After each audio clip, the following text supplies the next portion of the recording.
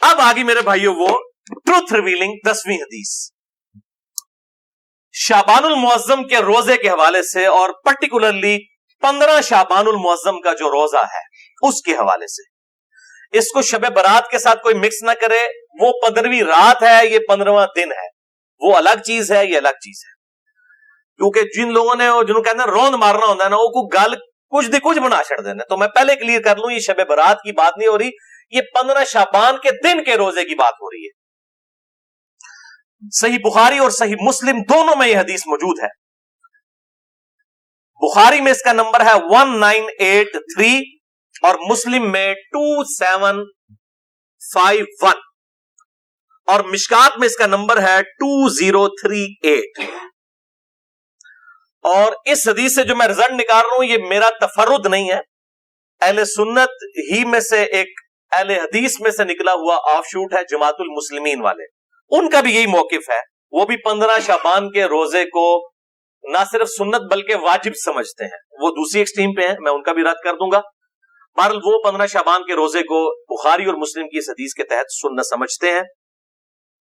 सैयदना इमरान बिन हुसैन रज़ियल्लाहु ताला अन्हु कहते हैं कि नबी सल्लल्लाहु अलैहि वसल्लम ने मुझसे या किसी और शख्स से ये बात पूछी। अब वो ताबी को याद नहीं कि इन्हीं से पूछी थी या किसी और सहाबी से।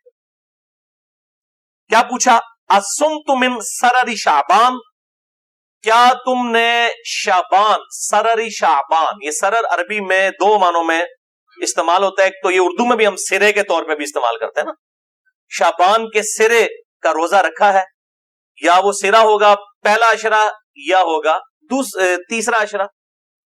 और एक जो सरर का माना है वो दरमियान और बीच भी आता है, खोखली चीज, सेंटर के लिए भी ये सरर का लफ्ज इस्तेमाल होता है। और ये अप्रोप्रिएट ट्रांसलेशन है, क्योंकि इसको स्पोर्टिव एक और हदीस है जो मैं इंशाल्लाह ऑन कैमरा भी दिखा दूंगा इंशाल्लाह। तो तुमने सरर शाबान यानी शाबान के बीच का रोजा रखा है? तो उन्होंने अर्ज किया नहीं या रसूलल्लाह सल्लल्लाहु अलैहि वसल्लम। तो आपने फरमाया फिर जब तुम रमजान के रोजे मुकम्मल कर लो तो शवाल के अंदर 2 रोजे रख लेना। यानी ये एक रोजा छूटा है, अब इसके बदले 2 रोजे रख लेना। ये तरगीब दिलाने के लिए, कोई वाजिब नहीं, तरगीब दिलाने के लिए, यानी वो इसके इक्विवेलेंट 2 रोजे हो जाएंगे। बाज लोग इस तरफ गए कि ये जो बीच वाला शाबान है इससे मुराद अयाम 20 के 3 रोजे हैं। भाई अगर 3 छोड़े होते तो उसके बदले 6 रखवाए जाते, या कम से कम 3 को कम करके तो आपने 2 नहीं करवाने थे। लॉजिकली 3 को 3 तो रखना चाहिए था। तो इससे मुराद एक ही रोजा है 15 शाबान का, सेंटर का, और उसके इक्विवेलेंट फिर कहा गया अगर वो रह जाए तो शवाल में 2 रोजे रख। ये हदीस बुखारी और मुस्लिम दोनों में है।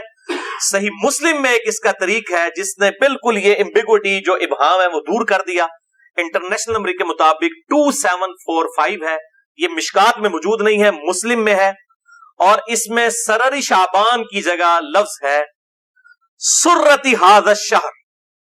सुर्रा कहते हैं अरबी में नाफ को। नाफ तकरीबन जिस्म के सेंटर में होती है, ये आप समझ ले सेंटर ऑफ ग्रेविटी है इंसान का। नाफ, नेवल हम इंग्लिश में कह देते से। तो ये सुर्रा वो आता है ना, तहतु सुर्रा और फौकु सुर्रा, नाफ के ऊपर नाफ के नीचे, अला सुर्रा। तो उसमें सुर्रती हाज़ा शहर है। सही मुस्लिम 2745। ये हदीस मेरे भाइयों मैंने घर में नहीं बनाई, ये मैं सबसे ज्यादा चूंकि मसला अहले हदीस को होगा, मैं अहले हदीस का तर्जुमा ही दिखाने लगा हूं। सही मुस्लिम शरीफ मकतबा इस्लामिया की छपी हुई, अलामा वहीदुज़्ज़मान साहब का तर्जुमा है, इंटरनेशनल नंबर के मुताबिक ये छपी हुई है सही मुस्लिम। इसमें मैं आपको हदीस दिखा देता हूं, और इसके ऊपर इमाम नववी ने जो हेडिंग्स बांधी हुई हैं, चूंकि मुस्लिम के बाब इमाम नववी ने बांधे हैं, अल मुतवफ़ा 676 हिजरी, इमाम मुस्लिम ने बाब नहीं बांधे थे। उन्होंने भी इस हदीस को लिया है कि ये शाबान के बीच में जो रोजा आता है उससे रिलेटेड है, किनारे वाला नहीं है।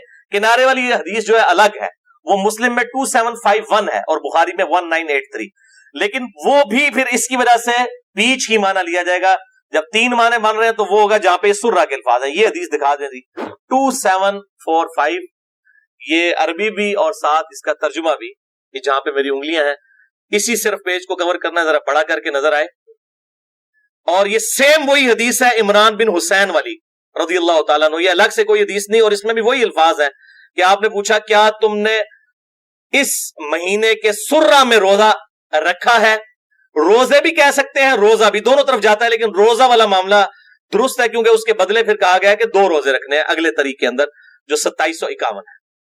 تو انہوں نے کہا نہیں, تو آپ صلی اللہ علیہ وآلہ وسلم نے فرمایا کہ پھر شوال میں 2 روزے رکھنا. اس میں تو یہ والے الفاظ نہیں ہیں سرر والے, لیکن اس میں سرہ والے ہیں, لیکن اس میں یہ موجود ہے جب تم افطار کرو تو 2 روزے رکھنا, یعنی جب رمضان کی افطاریاں گزر جائیں تو شوال میں 2 روزے. تو یہ سرہ کے الفاظ ہیں, ناف کے, سینٹر کے, اور یہ بالکل صحیح معنی بنتا ہے. اور اب سرر کا معنی شعبان کا آخری کنارہ تو ویسے نہیں لیا جا سکتا کیونکہ شعبان کے اینڈ پہ آپ صلی اللہ علیہ وآلہ وسلم نے مخصوص کر کے روزہ رکھنے سے منع فرمایا, کیونکہ پھر رمضان کا پروٹوکول ڈسٹرب ہو جائے گا. جیسا کہ صحیح مسلم میں آتا ہے کہ فرض نماز جہاں پہ پڑھی ہے وہاں پہ آپ سنتیں نہ پڑھیں بلکہ بکھر کے پڑھیں تاکہ وہ پروٹوکول ڈسٹرب نہ ہو. اسی طریقے سے رمضان کے پروٹوکول کو ڈسٹربنس سے بچانے کے لیے کہا گیا شعبان کے آخری عشرے میں جو 2-3 دن ہیں ان کے اندر آپ نے روزہ نہیں رکھنا. اور ایک اور حدیث ہے جو اس کو سپورٹیو ہے, جامعہ ترمذی اور سنن ابن ماجہ میں اور مشکات میں 1974 کہ آپ صلی اللہ علیہ وآلہ وسلم نے فرمایا جب شعبان کا نصف ہو جائے تو پھر اس کے بعد روزے مت رکھو.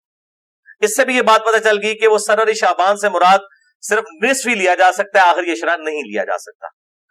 البتہ ایک ایکسیپشن ہے جو صحیح بخاری اور صحیح مسلم میں ہے, مشکات میں 1973, وہ پچھلی تھی مشکات میں 1974, یہ 1973 کہ آپ صلی اللہ علیہ وآلہ وسلم نے فرمایا تم میں جو رمضان پائے وہ رمضان سے پہلے 1 یا 2 دن جو ہے ان میں شعبان کا روزہ نہ رکھے, ہاں مگر یہ کہ جو شروع سے رکھتا چلا آ رہا ہو, یعنی جو پورا شعبان روزے رکھ رہا ہے اس کو اجازت ہے کہ وہ شعبان کے آخری دنوں میں بھی روزے رکھ سکتا ہے, لیکن کوئی مخصوص کر کے آخری 2 دنوں کے روزے نہیں رکھے گا. اس حوالے سے یہ بات بالکل کلیئر ہو گئی. تو اب اس میں فائنل کنکلوژن یہ ہوا کہ ایام 20 کے کانٹیکسٹ میں 3 روزے شعبان کے اندر تو سنت ہے, 13, 14 اور 15, اور اس میں بھی جو پرٹیکولرلی 15 شعبان کا روزہ ہے جو سرہ ہے, سینٹر ہے اس کا, جو صحیح مسلم میں ہم نے حدیث پڑھ لی 2745, اس کے تحت وہ روزہ رکھا جائے گا.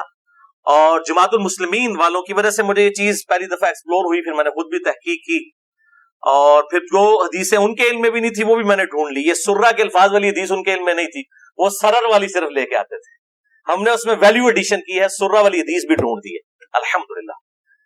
تو لیکن وہ کہتے ہیں یہ واجب ہے, واجب نہیں ہے. واجب تو 10 محرم کا روزہ نہیں ہے جو فرض تھا.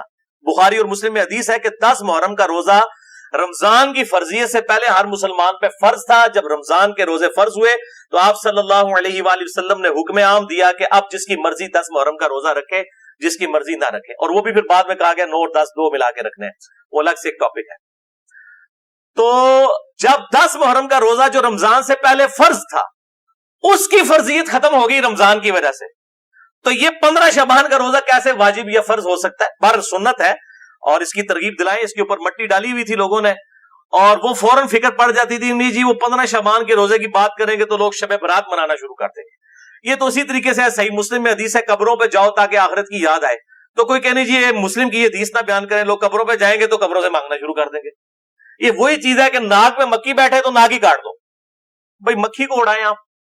تو یہ جو علماء کے فرقہ وارانہ تعصب پر مبنی رویے ہیں, اب آج تو زیر عتاب اہل حدیث علماء میں, اس کے علاوہ بھی جو بریلوی دیوبندی ان کے اندر اس سے زیادہ خرابیاں پائی جاتی ہیں, اہل تشیع کے اندر اس سے زیادہ خرابیاں پائی جاتی ہیں. میں سب کو مطلب پرٹیکولر کر رہا ہوں. ظاہر ہے کہ بعض اوقات کسی ایک کا دن ہوتا ہے, آج چونکہ ان کا دن آیا ہوا ہے, اور اس کے بعد اب بریلویوں والا معاملہ شروع ہو جائے گا.